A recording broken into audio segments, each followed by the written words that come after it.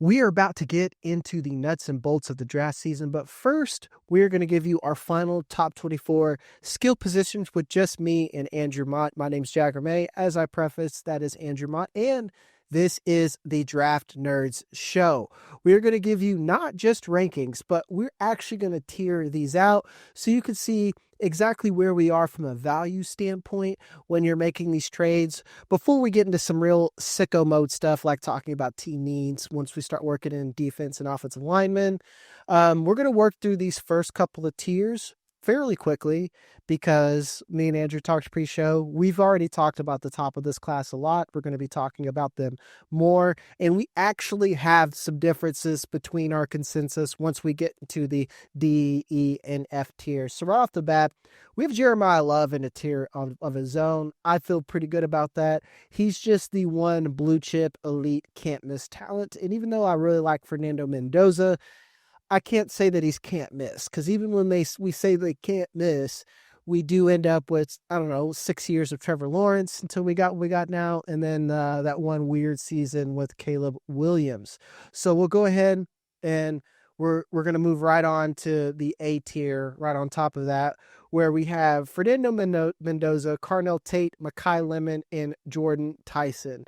We have a little bit of discrepancy. And by a little bit, it's just where we have Jordyn Tyson. He's your clear wide receiver 1. He's not for me. He's my wide receiver 5, whereas you have Carnell Tate as 5. You just dug into Jordyn Tyson, and you're still pretty much all in on him, right? Yeah, I mean, everything that I saw on tape passed the eye test to me. He's a player that I think is a supreme route runner. I think he's elite at all levels when he's running routes. So he's just somebody that I think is going to translate very well to the NFL. He's going to get open often. He was open a lot more than he got the football there at Arizona State. Sam Levitt did him no favors there last year because there was plenty of plays left on the field where I was like, just throw the damn ball to Jordyn Tyson. It wasn't going his way. Sometimes he was butt naked, wide open. But look, man, I think he's a great player.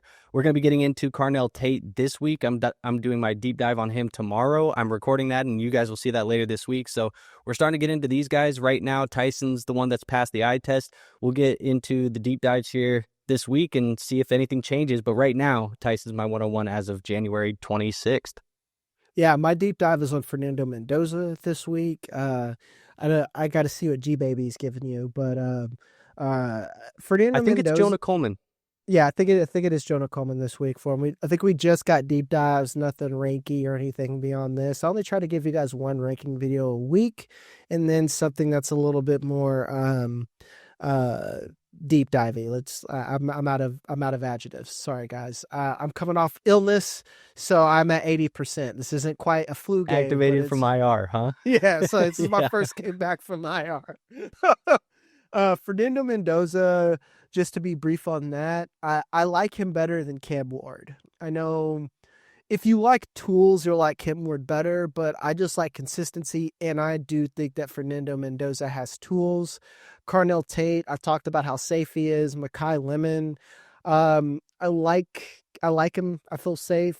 That Makai Lemon and Jordyn Tyson, I'm not like passionate about as I am that like Carnell Tate is probably the top wide receiver for me at this moment. But with that being said, like I said, I'm going to cruise through. I want to jump in and just add one more thing real fast on Makai Lemon, because I think he's a player that most people either really like him or they have some worries about the size. I think he's the player in that tier of wide receiver where highest ceiling, probably the lowest floor for him as well. That's fair. Yeah. Just because he can get relegated to, I actually need a deep dive. How good is he at blocking? Because stuff like that, where we look at it as sickos blocking, but like that's stuff that keeps you off the field. Everyone's like, why isn't Jane Reed getting more than 53% of the snaps? It's blocking, especially when you're coming from a Shanahan style rushing offense, which we know Matt LaFleur is from. So that's something that matters, because I agree that Makai Lemon, he's a clear candidate to be like, is he going to get north of 70% of the snaps? That's the big thing here. Moving along to the B tier, and there's only two in this tier, and we're actually going to spend more time here because we have KC Concepcion and Kenyon Sadiq. I'm actually happy you texted me. Can we split this up? Because I'm like, even when I was making my own rankings, I'm like, this is a clear tier by itself. Then you came in, all you did was flip flop the rankings here, but pretty much the same. And you're like, can we make this a tier itself? Because it's true.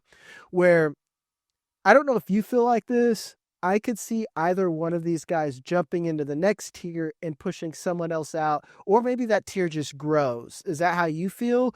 Or do you think that it's just a clear jump that you feel better than the rest, but not quite as good as everyone above? I think this is a tier where, as of today, it feels like it's going to be the two guys. But if anybody had a chance to jump into this tier, I think it's potentially Jonah Coleman. Jonah Coleman would be the guy that I think right now everybody's looking for the running back who's going to be RB2. And if Jonah Coleman goes out, tests well, maybe has some good draft So you're capital. saying someone jump into this tier and not people in this tier jumping up higher, right? Correct. Okay. Yes, I think Jonah Coleman can jump into this tier. I don't think these guys, maybe Sadiq could jump into the next tier. But right now, I think he's kind of, I see not a significant, but I guess I see a clear tier difference between those wide receivers and Sadiq right now, at least how I would be drafting these guys. Yeah. I'll stand by it. My big flag plant is I wouldn't be surprised if Concepcion jumps Lemon and or Tyson, depending on how the NFL is. And I think Kenyon Sadiq will. That just depends where he lands, because he's someone I see getting top 15 draft capital. And if he gets a juicy spot, people are going to be pretty excited. See, let's go to Tankathon right now and look at the draft order of potential spots for Sadiq. New York Giants, they have Theo Johnson, but like Sadiq is just a far better player. And a new coaching staff could decide that they want to do something different. Like, think of Yes. Harbaugh. Harbaugh came in with Andrews and Isaiah Likely. Does he want to take a shot on Sadiq? Washington, I love that. I think it's clear that Ben Sinnott isn't going to be the guy. If the ghost of Zach Ertz could have held on that long, that's Sinnott's an H-back, guys. Well, and unfortunately for Zach Ertz, too, it's a guy that the injury probably is likely the end of the career for him right now. It's in the career, yeah. And with that being said, like, Kenyon Sadiq just already, as a future rookie, does everything that Sinnott does way better. He's just an elite blocker, great downfield. If anything, Sinnott is like I want to say Timu. What is worse than Timu? It's when you get Timu and you're even disappointed for Timu. Yeah, exactly. It seems like even when you know that you bought Timu and you're still disappointed, that's what Ben Sinnott is compared to where Kenyon Sadiq is. So if he goes into Washington right away, he could be their top 2 option. Even I'm even counting that ahead of Debo, where Debo could kind of slide into be Debo, and then you got Kenyon Sadiq being the and this is just, I'm not doing this on purpose because I brought out Debo, but he could be the George Kittle because he's such a good blocker, and or for even someone who's a little bit fresher, Tyler Warren. Cleveland, I don't see that happening. The Jets have so many holes. To go back to Washington real fast, like we talked about Jordyn Tyson, and I think when Pete posted it on X for us, he asked like, where would you guys like to see Jordyn Tyson go in the NFL draft? And a lot of people were pinning Washington as a landing spot. So people are wanting to get Washington and Jaden Daniels some more weapons. If you don't want to step on the toes of the wide receivers of Terry McLaurin and Deebo Samuel, Sadiq would be the perfect way to add more weapons without actually adding another wide receiver to the room. Yeah, and that's why, like, if Sadiq goes there, I think he's automatic, probably top 5, because like it's such a huge need. New Orleans, there's a need. It's how much do you believe in Tyler Shuck? You know, that's the real question there. And again, KC Concepcion, it all just depends on landing spot. I doubt the Chiefs. The Chiefs are really drafted at 9. That's nuts. And it sounds like Kelsey's coming back for another year. That's okay. What I have heard so far is that he's returning and he's going to run it back. Mm-hmm. And if he does, they're not going to be looking for tight end. I know some people wanted to pin to the Kyle Pitts free agency. Some people want to pin Sadiq. They feel like a landing spot where Jeremiyah Love would be the pick at 9. It is. My brother-in-law is a huge, longtime Chiefs fan, and I literally asked him because spoilers for our Friday show when we have the whole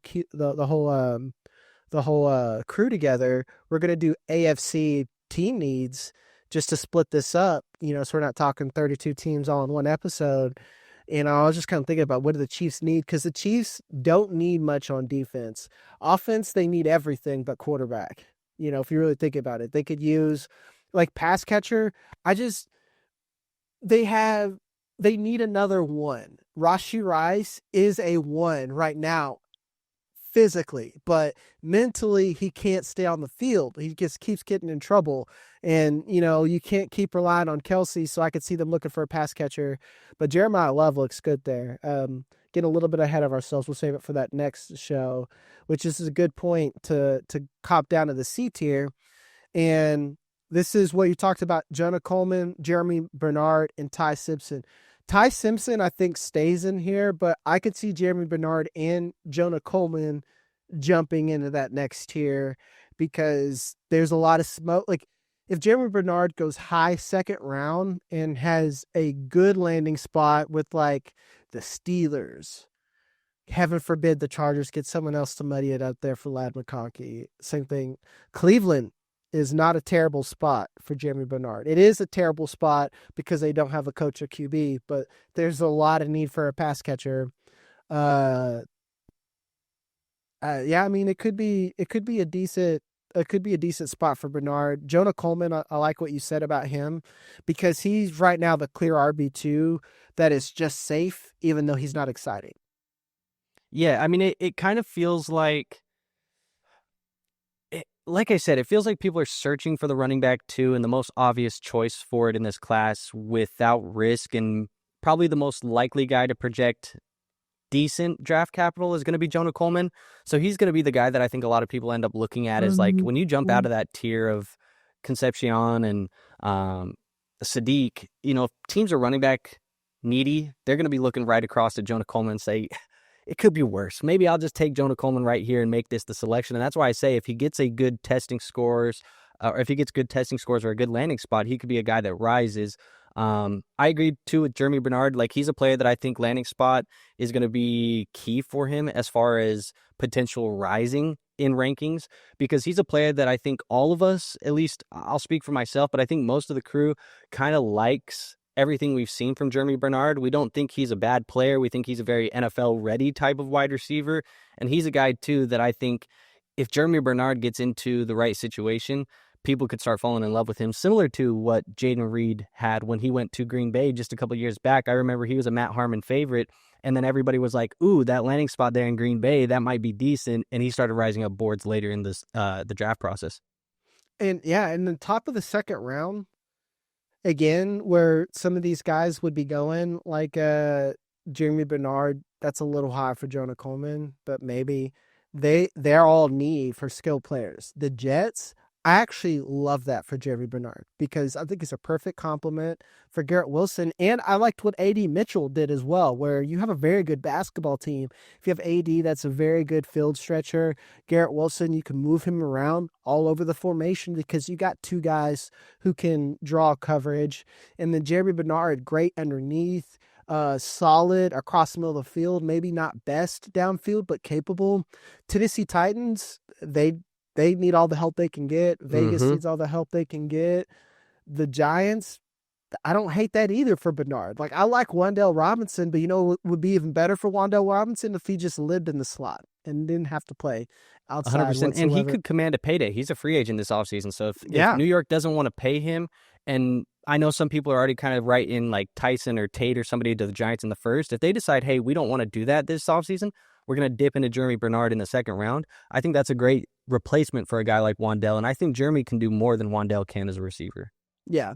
And we were pretty much lockstep. These first four tiers, we were pretty much locked, like maybe one or two up or down. But like Ty Simpson, I think need is going to, regardless of what you think about him, need is going to push him up.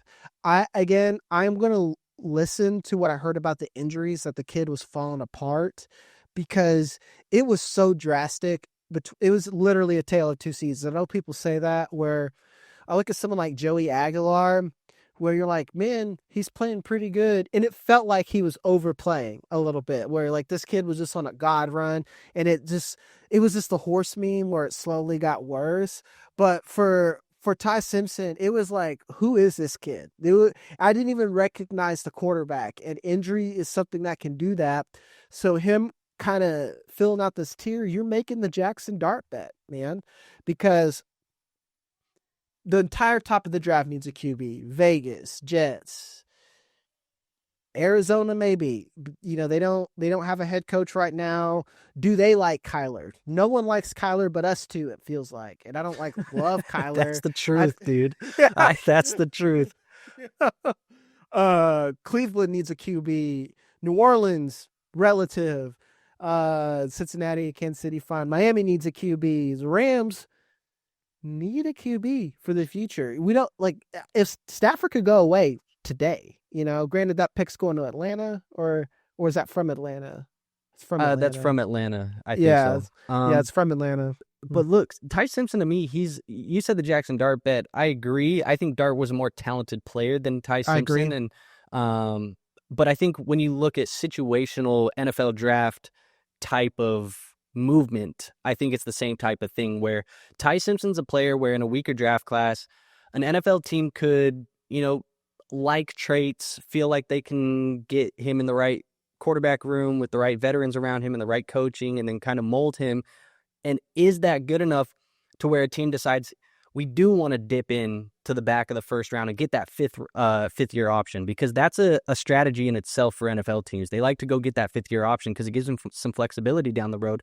But if he doesn't do that, he's a player that I do think at the top of the second round, right where Tyler Shuck went last year, like we could be seeing a guy like Ty Simpson end up landing there. And I think that's a player where is Ty Simpson better than Tyler Shuck right now? I don't know. New Orleans probably doesn't dip in. I think Tyler Shuck played well enough at the end of the year that he probably gets another year. Does Cleveland want to do it? You brought up all the teams. I think the fact that it is a bigger question right now where we're like, Shador or Ty Simpson, or is it Tyler Shuck or Ty Simpson? Like when we're asking those questions, I think that should kind of speak to itself about our talent evaluation of Ty Simpson right now. I will say I like Ty Simpson better than Shador for sure. Where you said he's between Jackson Dart and Tyler Shuck, because I feel a lot better about Jackson Dart. He just looks polished, more athletic. He looked like a guy, but he's better than Tyler Shuck, which that feels like from Dart and Shuck. That seems like a huge valley, but when it comes to the play that's been on the field from Shuck, it's not so much comparatively, because I'm looking at the back of the first round here. Cleveland at 24, they probably want to make that call or something. Like the Jets at 16 is where you start getting interesting, where the Jets can take best available at 2, and then at 16 get someone like Ty Simpson if they want to. Mac Jones, go trade for Mac Jones, Malik Willis. Those guys are going to start somewhere next year. Maybe not for a long time, but they're going to start. Anything else on this tier before we move on? I don't think so. No, not for me. Cool. Now we're going to move on to the much bigger tier where everything gets wild. Into our D tier: Jacoby Lane, Denzel Boston, Emmett Johnson, Eli Stowers, Jadarian Price, Omar Cooper, and Chris Brazzell. This is where we have some real discrepancy. I am much higher on Jacoby Lane than I think most of the group is. Do you just don't think he's that great, or is it more that you haven't gotten there yet? I've flirted with the tape on Jacoby Lane. I haven't gotten into a deep dive of Jacoby Lane yet, but I think he's a player that in my brief watching feels a little bit like he still needs some improvement as a route runner, still needs some improvement just with some of the consistency. I think right now he's a player where if I was going to make a bet, there's just names that I feel like are safer. I'm not going to say that Jacoby Lane doesn't have a higher ceiling than some of the players that I do have ranked ahead of him right now, but I do feel like he's a little bit more boom bust-ish in fantasy right now. He kind of not fully reminds me of Keon Coleman, but similar to the range of outcomes of a Keon Coleman. That's disrespectful, and I won't allow it. I think he's a far better route runner than Keon Coleman. Man, speaking of the Bills, man, like this is why I like a lot of these. One, we got to know who their head coach is. I like the receivers in this class because I think the Chiefs and Bills are going to get a big one, a good one, and just that landing spot is going to propel some of these. Because like,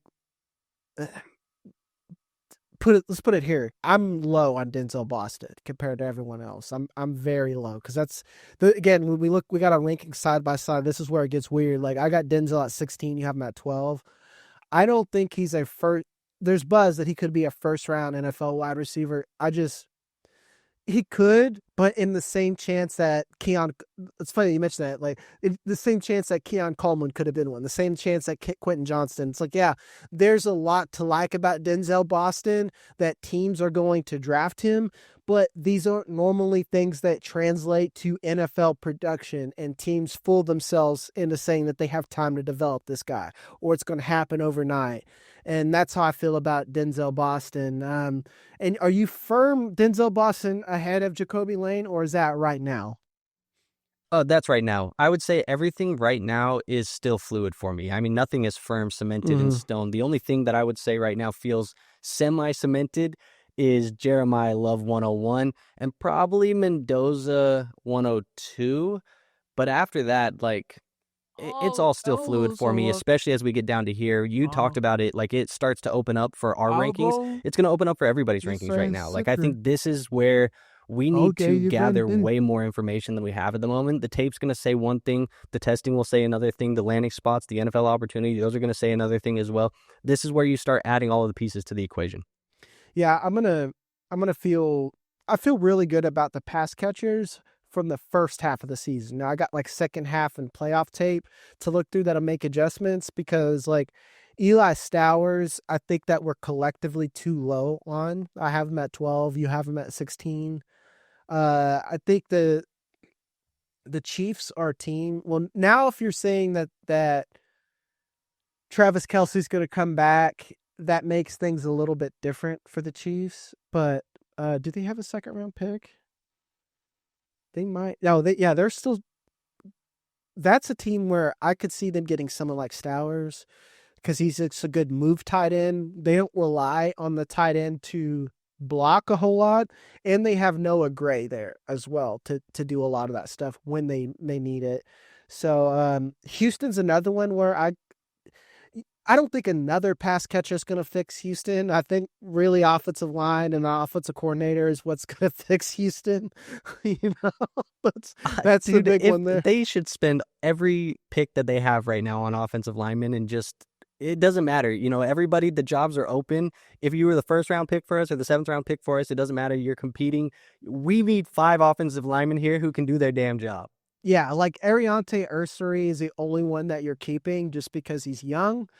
But like uh, it'd be egregious to go anywhere else unless you just mop up free agency. Now I haven't looked up free agency beyond like a couple of skill players. Still like gathering all that, but yeah, I mean, I think Eli Stowers is a pretty low. I know you're drinking the Jadarian Price Kool-Aid, man. You got him at 11 here. I just haven't gotten to that tape yet. Is it that great? Like I think or is it he's just that solid. bad and he's that solid, you know? I think he's solid. I don't think he's elite by any means. I am adding a little bit here of Garrett's stamp of approval too, because he did do his deep dive on Jadarian Price, and he said that he likes what he's seeing. So I'm trusting Garrett a little bit before I do my deep dive as well. But from the brief 1 or 2 games that I have watched of him, I do think he's going to be a guy that does get decent draft capital. I think he probably is like flirting in that 3rd to 4th round range, probably close to the 4th round range. But the reason why I say that is because he does a lot as a returner as well. And NFL teams could see that as valuable and start to boost him up the draft board a little bit. So he's a player that I think probably needs to be in that early 2nd round consideration. I can't remember where you said I have him. I think I have him at 11. So that late 1st, early 2nd, that's probably where we're at with Jadarian Price. You look Yeah, disgusted, dude. What? I'm not disgusted. Sorry. I don't have glasses on, guys. So when I'm reading something, my face immediately like scratches up. I said Jadarian Price, and it looked like you just got a stomach ache, dude. No, it's not that bad.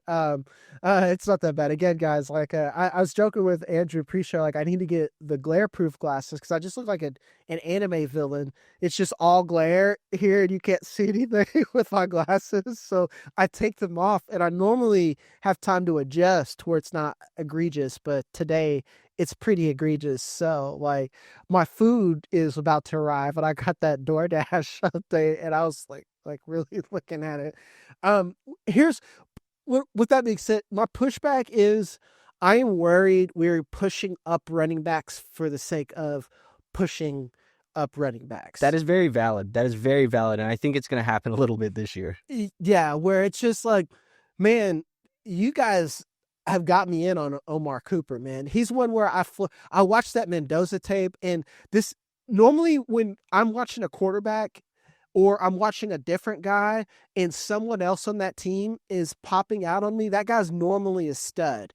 That's where I'm at with Omar Cooper. I was watching Mendoza tape, and I'm like, who the fuck is this kid? And I'm like, he's like balling out, and that's Omar Cooper. So like, that's where I'm pushing him up and moving them down. Jacoby Lane, again, I'm pretty high on. It'd be hard for me to take Jadarian Price over someone like Jacoby Lane. Denzel Boston, I'm willing to have that conversation because I don't hate Denzel Boston, but it's comparatively, I hate Denzel Boston with everyone else. So I'm like willing to have that conversation. And again, I don't hate him. I just think he's awful. I just dislike him.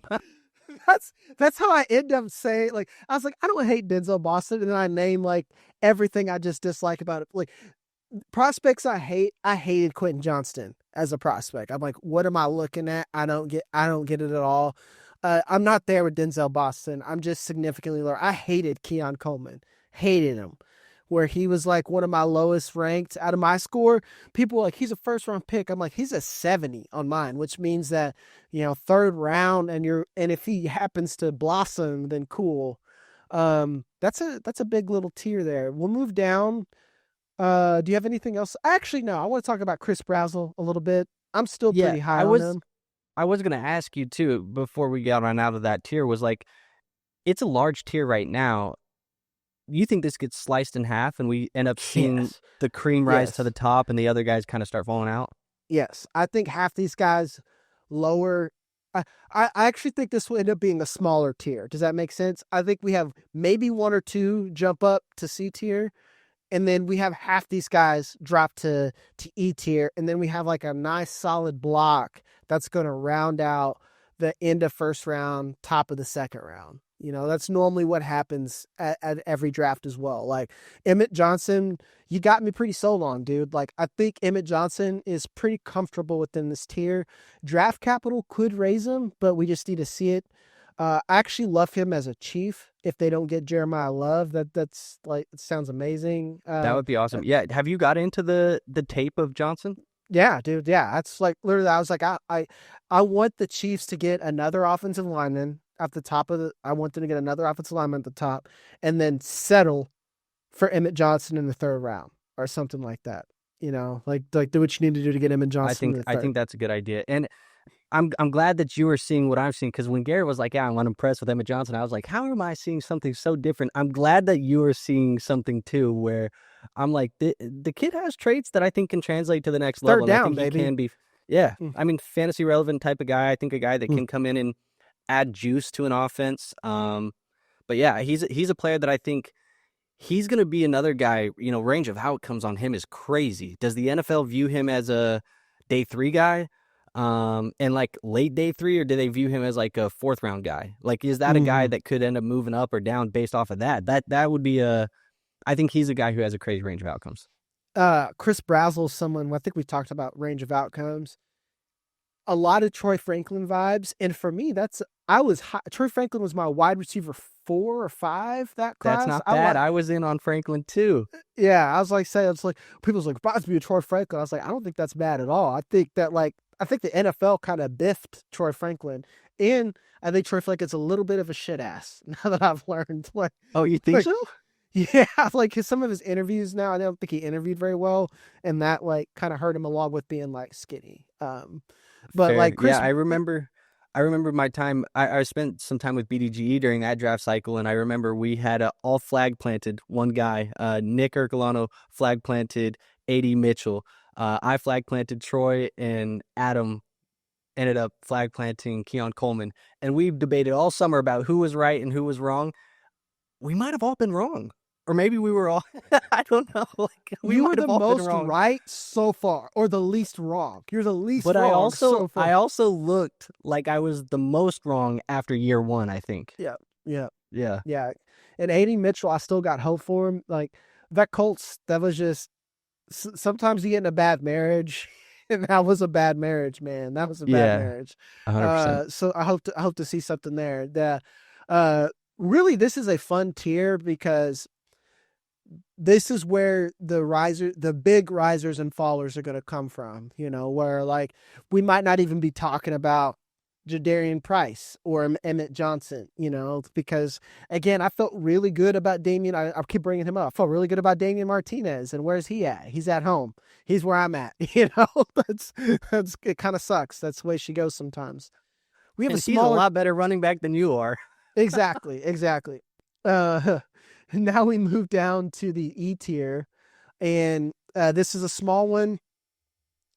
Trinidad Chambliss, Elijah Surratt, Dion Burks. Trinidad Chambliss, man, I'm yo-yoing on him.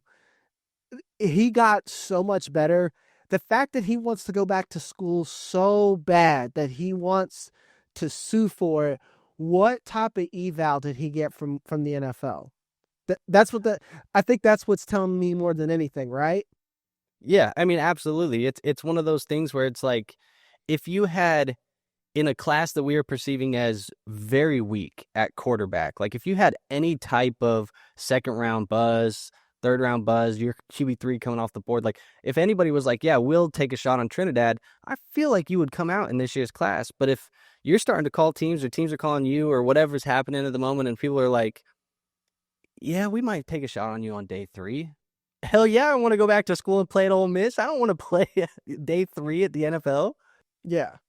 That's day 3 in this class. In this class, man, where like I think I feel like he's Tyler Shuck tier player. And I mean that as a compliment. I don't mean Tyler Shuck, what we talked about last year, where he's 1,000 years old and we're just hoping that he makes a roster, where I think he can come in right away and be pretty productive.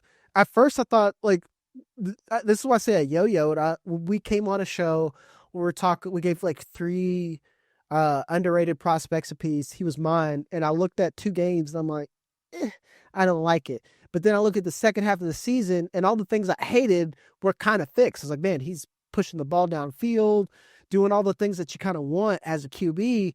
So I liked him, but he's like, you got to think, man, is he fighting for that last paycheck before he's making backup money at best or being a camp arm? And that's what's giving me the ick more than anything. It's not, and I know that's weird, but we got to listen to these things that the NFL's kind of telling us. And I think the NFL's telling us this kid might be, I won't say cheeks, but he might be a little bit of top of the like plumber crack.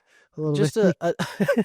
just a little bit of a tougher eval, I think, on Chambliss. And you're right, too. Like, I think about Ole Miss and chasing the paycheck. Like, that's the NIL era that we live in right now, where most of these guys that are even projected to be not the top prospects are making way more money going back to schools like Ole Miss and going back to schools like Oregon, Dante Moore. Like, I think these guys are making a ton of money in college football. And I think it's probably even more money than we even think at the moment. And that's why these guys are just not as appealed to come out to the NFL anymore unless they know they're going to get the draft capital that they want.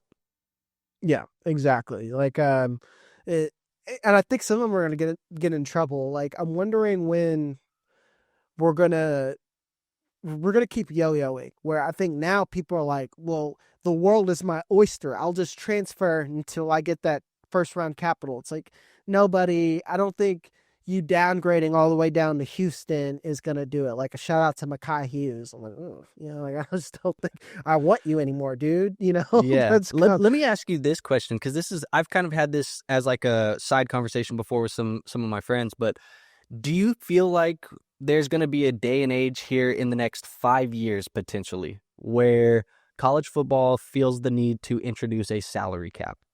Yeah, dude. Yeah. But yes and no, actually. I don't think they can do a salary cap because they've always needed a salary cap. Does that make sense? That's always been about outspending your opponent, and some of these smaller schools have always had that problem, and it's always going to be a problem. Where it can fix itself is like now, where is Indiana? Indiana is a school that boosters want to invest in. They have good businesses. Now they're going to get more money, which means that you're going to get more prospects, which is going to attract more money. So it gives you the opportunity for these little schools to do it, but I don't think we're ever going to get a true salary cap. What's going to happen is that some of these guys, now I'm not quite sure. Do you know this? Do they have agents now or not? Or is this all them kind of talking? I'm not 100% certain, but I do think that was... I did see something recently that was brought up about agents. They need that first because these kids are just making bad choices. Like the grass isn't always greener, and sometimes it's more telling that you keep transferring to worse schools, and your production coming at a worse school doesn't always mean that you're automatically going to do better. I liked Ja'Cory Brooks a lot last year. And then he transferred to Louisville, was productive. He went undrafted, and he's on like Washington's practice squad. And that's another one I have to head scratch of what happened with him, because I thought he was good. Like that's your worry. And that's why they need an agent to help make decisions and put that worry in their head. It's like, hey man, maybe if you just not start as a freshman and stick around. What's that kid that we just saw in the playoffs for Indiana who stuck it out there? Their wide receiver, Oh yeah, what's his name? Mm. I can't remember. But I did just look it up. They can hire agents. They don't have to hire agents, but they can hire agents if they want to. They just have to follow NIL guidelines, is what it says. So I don't know what those guidelines are. Agents. Yeah, I think we're going to see less people transferring because it's just not viable for them. Because a lot of these guys are entering the portal, and then the portal saying no and sending them back, and we're going to see less movement. And then on top of that, I think we're going to see more guys make better decisions on when they should leave. Where it's just like, hey, my draft capital ain't going to get any better. It's just not going to get any better. I should go now. Where us as evaluators, we're looking at some of these, like quarterback, man, I think Dante Moore can only hurt himself. I think he can only 100%. Hurt himself. He should have came out now. You need to make that decision. That was a little rant here. The rest of this tier, because we got stuck on Trinidad Chambliss, Elijah Surratt, and Deion Burks. These guys are two sides of the opposite coin, and I would rather have Deion Burks, man. He's one, I feel like he's that Jaden Reed territory where he might not have a lot of the production. I just love the tape. I love what he can do in and out of his breaks. I feel even more validated. I was on Fantasy Points with Brett Whitefield and Theo Grimminger. We were talking about it. I think this kid's going to test well, and I'm curious to see. I'm pretty sure he is a Senior Bowl guy. We're going to see him rise a lot. So I know you were a big Elijah Surratt fan. Has he kind of cooled off, not because he's gotten worse, but other guys have kind of leapfrogged him, including Omar Cooper? Yeah, I don't know if I would ever say I was a huge Elijah Surratt guy. I think he's a player that I thought always looked solid on tape, and he's a player that I think can translate to the NFL fine as an X for an NFL team, somebody who can play on the outside and be a big deep ball threat, a red zone threat. Like he's a guy that NFL teams are going to see that production and want to buy into, I think. So he's a player that I feel like if you had to go off of context clues and say, what is the NFL going to look at? They're probably going to look at college production. They're going to look at the film. They're going to look at, playoff success. Those guys that played in the playoffs are probably going to get a little bit more eyes on them than some of the guys who didn't. it all points to Indiana and Indiana receivers like Omar and Elijah probably going a little bit higher in the NFL draft because of just more tape and more ability to see them in big games. So Surratt's probably a player that I think has just he feels like he has a safe projection floor as far as draft capital goes. Yeah. I just he's a big back shoulder guy. Like all of his catches are off the back shoulder. And I worry about separation at the next level. Like right now, at best, I think he's Romeo Dubs-ish. And I think Romeo Dubs is a better route runner. So that's why like someone like Amari, I can't want to say Amari Cooper. Uh, that time's over. Omar Cooper. I find myself attracted to him just because he's he just translates in the NFL. That's why like Deion Burks, I could see him making a roster, playing slot, and again I say Jaden Reed because definitely smaller, not a great blocker, definitely 53, definitely from a 50 to 75% snap guy at most, depending on how much they run 13 personnel. That's a big question. We'll finish it off with the F tier. Mike Washington, Chris Bell, Nicholas Singleton, Zachariah Branch. You like to take swings at guys because of traits in this round. I don't hate it. I just won't. The times that it works out for me doesn't always work out. Like, and we are leaning more NFL draft. So on the flip side, Zachariah Branch, again, he just seems like a Chief, man. I feel like the Chiefs are going to pick him up. Even if it's like a 4th round guy, I feel like the Chiefs are going to have him there. Mike Washington, I think we all think can be a riser. He might not stay here depending on what happens in the Senior Bowl and without the draft process. You are a big Chris Bell fan, and this is just purely injury why he's probably this low, right? Yeah, I mean, I think he's a player that I would probably have in the Surratt tier. Had there not been any injury, and that's at minimum, he would be in the Surratt tier. So I think because of the injury, because of some of the uncertainty with him right now as far as projection, he's a player that probably falls down here just because of that. We talked about it on the last show that we did with Jared and Garrett, but he's not going to be able to test. He's not going to be able to combine. He's not going to be able to do any of that stuff. Like, that makes it really hard for NFL teams to have trust in, I say clicking the draft button, but making the phone call to, go get you on their team. It's going to be hard to know what happens with Chris Bell, but he's a player where I think we could see bad draft capital. We brought up Troy Franklin earlier, but then the talent is better than what the draft capital actually showed us. Mm-hmm. I agree. And again, a lot of teams, everyone needs a wide receiver, man. Like, very few teams have a complete receiving core. And it's like the Jags, the Bucks, even the Packers still don't seem to. I don't know. Matthew Golden looked all right those last couple of games, man. But Romeo Doubs and Dontavion Wicks are free agents. They could very well let both of those guys walk out the building and just dip again into the wide receiver class. Into the wide receiver. Like there's a lot of teams that need wide receivers. So, like, this is why I brought up earlier where I think that we're pushing up running backs prematurely just because there's not any. In this, because we kind of did that a little bit with the